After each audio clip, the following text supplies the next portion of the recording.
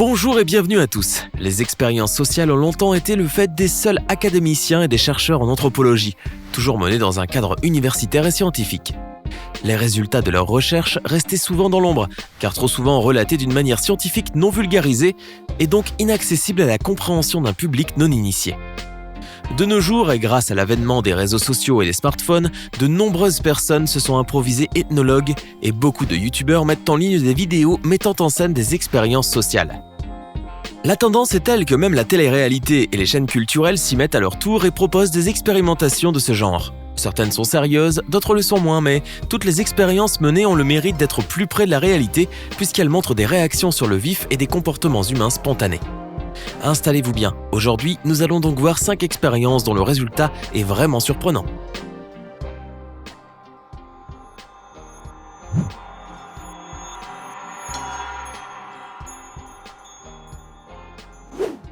Les parents d'enfants nombreux ont très certainement connu ces crises de jalousie de la part de leurs rejetons à chaque fois qu'ils prennent un autre enfant dans les bras. Curieusement, ce comportement que l'on pensait réservé aux humains a été observé aussi chez les chiens. Les propriétaires de toutous affirment que leurs animaux de compagnie peuvent devenir agités et montrer des signes d'agressivité lorsqu'ils prêtent de l'attention à un autre chien.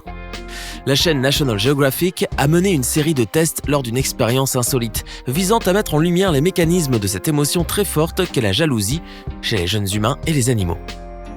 Les tests commencent avec 2 petits-enfants et leur maman qui sont assis dans une chambre avec plein de jouets.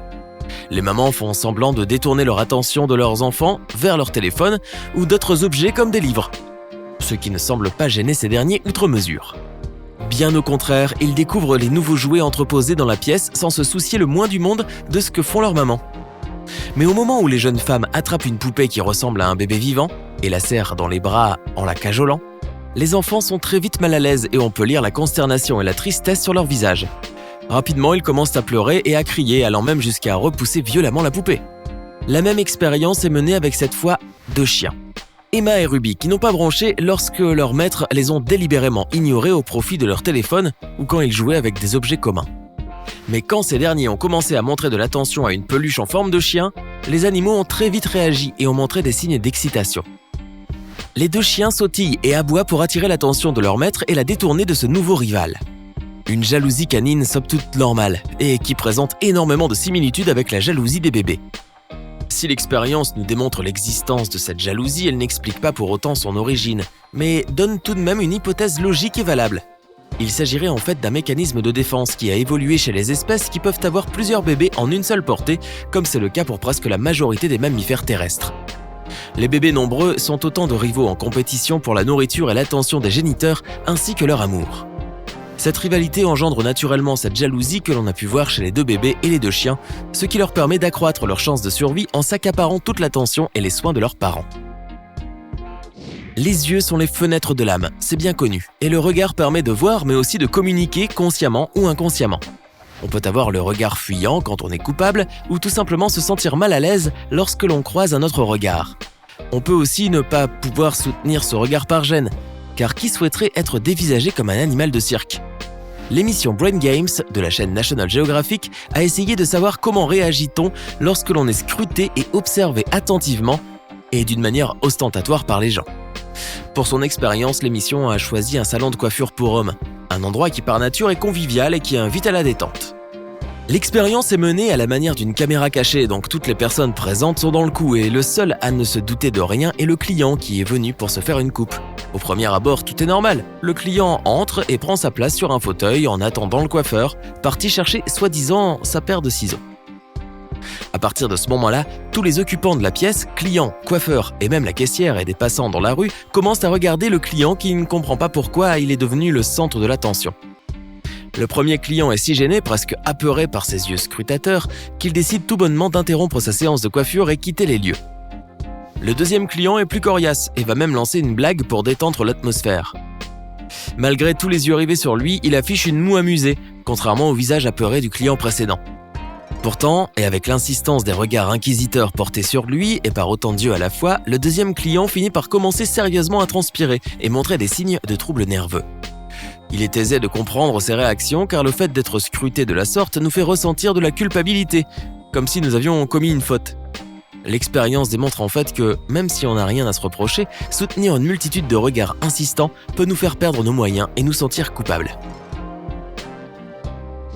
Depuis l'avènement de l'ère des smartphones et des réseaux sociaux, beaucoup de personnes n'ont malheureusement plus aucune vie. Certains sont tellement accros à leur téléphone qu'ils ne pourraient tout bonnement pas vivre sans lui. Mais que se passerait-il si on était obligé de ranger nos smartphones au placard et que nous étions subitement privés de toute interaction sociale, qu'elle soit virtuelle ou réelle? Qu'arriverait-il si on nous enfermait dans une cellule comme de vulgaires prisonniers, sans télévision, sans téléphone et sans Internet? Une émission de télé-réalité de la chaîne anglaise Channel 5 a tenté de répondre à ces questions avec une expérience sociale très éprouvante pour ses participants. Le but du jeu est simple, 5 candidats, y compris le présentateur, se verront enfermés dans une pièce avec de maigres commodités et surtout sans aucun accès au monde extérieur pendant une durée de 5 jours. Chacun des candidats pourra emporter avec lui 3 objets personnels non électroniques et aura suffisamment de nourriture pour subsister pendant ces 5 jours. Le but de l'expérience est de montrer à quel point on peut se passer de notre mode de vie ultra connecté. Les candidats sont d'ailleurs tous des volontaires et chacun d'entre eux a des raisons de vouloir aller en isolement cellulaire. Lloyd, par exemple, est un drogué des réseaux sociaux qui souhaitait s'éloigner de son smartphone, tandis que Lucy est une jeune femme fragilisée par un mariage qui n'a duré que 4 mois. Shayman, elle, est une étudiante en infirmerie qui souhaite se prouver à elle-même qu'elle est forte. Pourtant, c'est cette dernière qui s'en ira la première. Au bout de 4 heures à peine, la jeune femme commence à sangloter et à se lamenter sur son sort en disant qu'elle voulait rentrer chez elle. La deuxième a quitté l'émission et, ironie du sort, son propre présentateur. Qui aura tenu 24 heures chrono? L'animateur s'est mis devant les lumières de sa chambre et a commencé à crier, assurant que la perspective de passer ici 4 jours de plus allait le rendre fou. Il ne restait plus que Lloyd, Lucy et Sarah, une jeune mère de famille célibataire, qui ont alors commencé à lutter contre l'anxiété et en éprouver les symptômes amers. Les producteurs, à un moment, ont même voulu sortir Sarah de la compétition tellement ils étaient inquiets pour son état de santé. Mais elle a réussi finalement à vaincre ses peurs et à se rendre au bout de l'expérience de 5 jours. Lloyd, qui a adopté une tactique consistant à parler aux caméras, et Lucy, devenue absorbée par son travail artistique, ont également réussi à atteindre le fatidique 5e jour. Et tous les 3 ont convenu que, bien que ce fût une expérience difficile, elle avait certainement fait d'eux des personnes meilleures. Si les actions d'une personne dépendent de ses pensées, l'influence des autres sur notre comportement n'est absolument pas négligeable. Bien au contraire, car l'être humain est ainsi fait, et depuis toujours, nous recherchons continuellement l'approbation des autres. Cela a commencé avec nos parents quand on était encore des enfants en bas âge et nous avons tous grandi avec ce besoin constant de plaire à tout le monde et de se mettre la pression afin de réussir dans cette tâche ardue. Pourtant, un seul compliment ou encouragement de la part d'une personne que l'on tient en estime peut nous regonfler le moral à bloc et nous galvaniser pour qu'on donne le meilleur de soi-même. Et beaucoup de personnes, quand elles sont encouragées, sont capables de faire des miracles. La célèbre émission Brain Games de la chaîne National Geographic a décidé de mettre en pratique cet aspect de la psychologie humaine et a mené une expérience très concluante sur un simple terrain de basketball. L'idée est simple. 2 candidats vont devoir essayer de marquer des paniers avec les yeux bandés, ensuite à yeux découverts. Les candidats ne sont au courant de rien et pensent simplement qu'il s'agit d'un jeu télévisé à propos du basket. La différence est de taille entre ces derniers et on devine clairement lequel des deux a le plus de chances de marquer. Entre une jeune dame à peine plus haute que 3 pommes et un jeune athlète pro du 3 points, le seul point commun en effet est le 3. Pourtant, nous allons constater que l'influence que possèdent sur nous les gens est plus forte que nos propres capacités. Le test commence avec la jeune femme qui met un bandeau noir sur les yeux et lance le ballon. Les spectateurs, qui sont tous des acteurs ainsi que l'animateur, font alors comme si elle avait marqué, alors que l'on voit très clairement qu'elle a raté le panier. Un deuxième lancer est raté lui aussi, mais tout le monde l'applaudit chaleureusement et lui fait croire qu'elle a marqué une nouvelle fois. La deuxième étape du test consiste à enlever le bandeau et faire un lancer franc. Et cette fois, elle marque 4 paniers d'affilée après 2 tentatives où elle en était très proche. Il est à noter qu'avant de faire le test du bandeau, cette jeune dame avait tenté 10 fois de mettre un panier et elle avait échoué autant de fois. C'est donc bien les encouragements qu'elle a reçus de la part des personnes autour d'elle qui lui ont permis d'utiliser ses capacités cachées au fond d'elle. Et le fait de croire qu'elle a réussi ses 2 lancers aveugles lui a donné énormément de confiance en soi. Le deuxième volontaire entre en jeu et le jeune homme se voit bander les yeux. Dès le départ, l'animateur lui laisse entendre que ce ne sera pas du tout facile. Les spectateurs y vont de leur grain et au lieu d'encourager, comme il l'avait fait pour la fille, ils se mettent à le huer. Après 2 tentatives infructueuses soldées par les moqueries du public et le scepticisme flagrant de l'animateur, le tour est venu pour le candidat de passer au tir franc. Normalement, cela devrait être du gâteau pour ce jeune sportif et le premier essai le confirme bien, avec un panier propre et facile. Seulement, l'attitude négative du public finit par le déstabiliser et cela se répercute dans ses tirs. Ainsi, tous les essais suivants sont ratés sans exception. Pourtant, avant de commencer l'expérience, il avait marqué sans problème 9 paniers sur 10.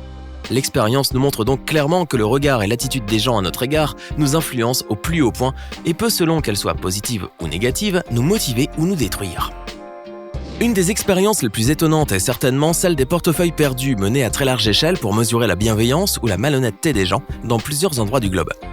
En effet, que ferait-on si on se trouvait nez à nez avec un portefeuille égaré ? Le rendre à son propriétaire légitime ou le garder en toute mauvaise foi ?